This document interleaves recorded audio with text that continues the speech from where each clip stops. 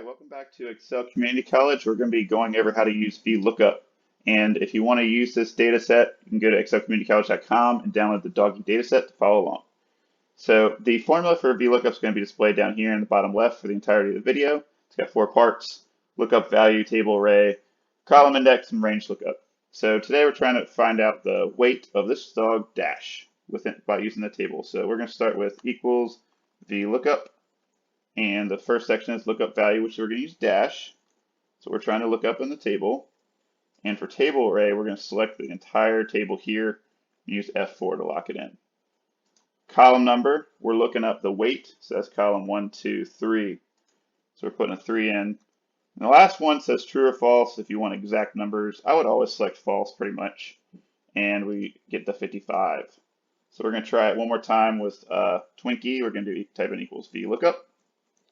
We're looking up Twinkie, that's the lookup value, and this is the table. So lookup value always has to be in the leftmost column for VLOOKUP to work, and we're going to lock in that column with F4, and we're looking for his breed. So we're selecting column 2, and we're going to select false again. So this is going to give us Chihuahua as the breed for Twinkie. So we're going to do it one more time, equals VLOOKUP for Bruno. We're looking up Bruno within the table.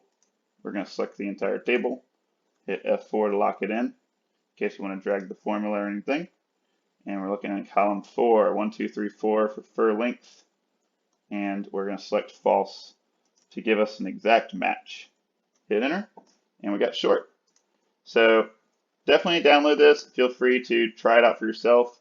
These methods will work for broader data sets. If you want to learn some more advanced lookup techniques, check out our index match video right here, and you can use it on more various types of data sets, and you don't have to have the lookup value in the leftmost column. So if you enjoy this, please give it a thumbs up and subscribe, and until next time.